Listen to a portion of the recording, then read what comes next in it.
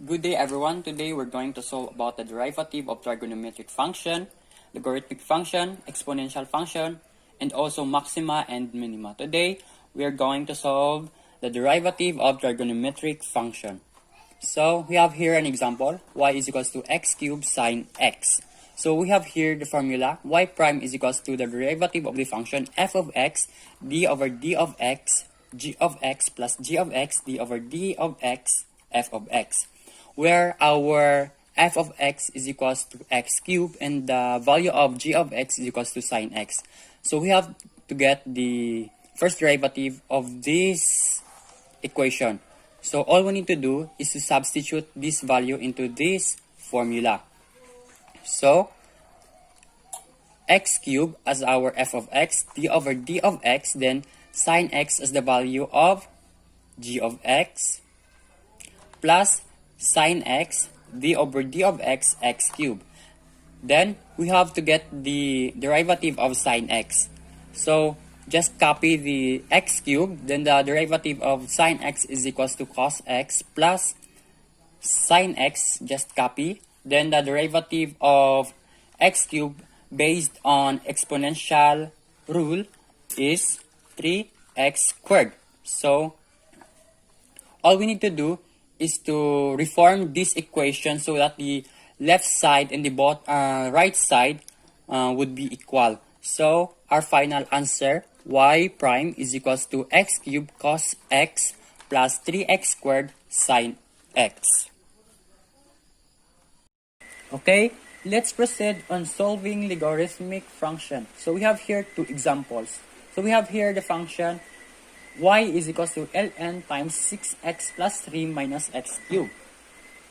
So in order to get the answer of this function, we have to use derivative test. So we have here y prime is equals to ln times 6x plus 3 minus x cubed, which is equivalent siya to y over 6x plus 3 minus x cubed. So ang next step, we have to get the derivative of this function inside the parentheses, which is 6x plus 3 minus x cubed. So the derivative of 6x is equals to 6 because 6 times the derivative of x, which is 1, so 6 times 1 equals to 6. So the derivative of 3 is equals to 0. So let's copy the negative sign. So the derivative of x cubed, which is 3x squared. So multiply these two functions. So we have here our first derivative is equals to 6 minus 3x squared over 6x plus 3 minus x cubed. So let's proceed on the second example. So we have here the function y is equals to ln times x raised to 4 times sine x. So hindi mo tayo gagamit ng derivative test. So we have to use logarithmic process in order to boost this function. So we have here ln times x raised to 4 times sine x. So we have to distribute this ln inside the parentheses, which is x raised to 4 times sine x. So we have here ln times x raised to 4 plus ln sine x. So ln times x raised to 4, we have 4 ln x plus, so let's copy the ln sine x because we have nothing to do with this function. So let's proceed on derivative test. So y prime is equals to 4 times, so our ln x is equals to 1 over x plus ln sine x, 1 over sine x, times the derivative of sine x, which is cos x. So we have here y prime is equals to 4 over x plus, so we have to multiply 1 over sine x times cos x, which is cos x over sine x. So equivalent siya into cot x. So we have here our final answer, y prime is equals to 4 over x plus cot x. Another one here is the derivative of exponential function. So we have here two examples. So the first one, d over d of x, e raised to the power of x raised to the 4 plus 3 minus 4x. So all we need to do is to get the first derivative of this function. Just copy e x raised to 4 plus 3 minus 4x Then we have to get the derivative of this exponent. The derivative of x raised to 4 is equals to 4x cubed based on exponential rule. Then the derivative of 3 is equals to 0. Just copy the negative sign. Then the derivative of 4x is equals to 4. All we need to do, multiply these two functions in order to get the final answer. So y prime is equals to 4x cubed minus 4 times e x raised to 4 plus 3 minus 4x. So this is our final answer. Let's move on to the second example. D over d of x, 8x squared plus 1. So we have to get the first derivative of this function. Just copy 8x squared plus 1. Then we have to get the derivative of this exponent. So the derivative of x squared is equals to 2. Then the derivative of 1 is equals to 0. So we have to put 2 here. Then multiply these two functions. Y prime is equals to 2 times 8 x squared plus 1. Instead of using e, we have to use ln 8. Last but not the least, solving maxima and minima. So we have here an example, a problem solution.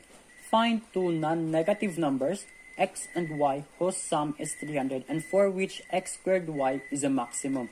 So sabi dito, sum of two non-negative numbers in terms of x and y is 300. So therefore, ang pwede nating equation dito, x plus y is equals to 300. For which x squared y is a maximum. So given na yung ating function na i-maximize. So x squared y is our maximum. So dahil dalawang variable itong ating given function na i-maximize, we have to transform it into a single variable. So it's up to us na x or y yung ating gagamitin to transform it into a single variable. So let's say x yung ating gagamitin. So we have here y is equals to 300 minus x. Ang next natin gagawin, we have to plug in this value of y into this function. So we have here f of x is equals to x squared times 300 minus x. So i-distribute natin itong x squared into 300 minus x. So we have here f of x is equals to 300x squared minus x cubed. Next step natin gagawin, kukunin natin yung first derivative. So f prime of x is equals to 300x squared minus x cubed. F prime of x is equals to 300. So the derivative of x squared is equals to 2x minus the derivative of x cubed, which is 3x squared. So we have here the first derivative, 600x minus 3x squared. Under 1, we have to equate this first derivative into 0. So we have here 600x minus 3x squared is equals to 0. So if a factor out natin ito, we have 3x times 200 minus x is equals to 0. So equate each factor into 0. So we have here 3x equals to 0. So divide both sides by 3. So our x is equals to 0. And another one, we have 200 minus x equals to 0. So transpose x to left side. So we have here x is equals to 200. To check kung ano yung nagpapamaximize or minimize sa ating solution, gagamitin natin yung second derivative test. So, according to second derivative test, if nakuha natin yung second derivative, then in-evaluate natin sa at the certain root. If the result is greater than 0, it is relative minimum. Kung ang result na naman is less than 0, it is relative maximum. So we have here our second derivative. So f double prime of x is equals to 600x minus 3x squared.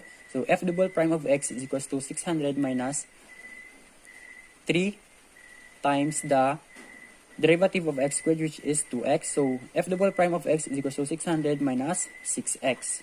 So this is our second derivative. Then we have to evaluate this second derivative at a certain root. So we have here our roots, x is equals to 0 and x is equals to 200. So f double prime of x is equals to 600 minus 6x. So f double prime at 0 is equals to 600 minus 6 times 0. So our second derivative at second derivative at 0 is equals to 600. So therefore, it is relative minimum because the answer is greater than 0. So f double prime of x is equals to 600 minus 6x. So f double prime at 200 is equals to 600 minus 6 times. So the value of our x is 200. So f double prime of 200 is equals to 600 minus 1200. So we have here our second derivative at 200 is equals to 600 negative 600. So it is relative maximum because it is less than 0. Since nakuha na natin yung ating sagot dito, therefore, ang ating tamang sagot talaga dito is itong x is equals to 200. Kasi kapag yung x natin dito is 0, if we have to substitute it, 0 squared times y, so ang sagot dito, 0. Kailangan whole number siya para ma-maximize natin itong ating function. So dahil nakuha natin yung ating answer na x is equals to 200, kukunin natin yung value ng ating y. So we have to substitute the value of our x into this function. So we have here y is equals to 300 minus, so the value of our x which is 200, y is equals to 100. So therefore, the two non-negative numbers are 100 and 200.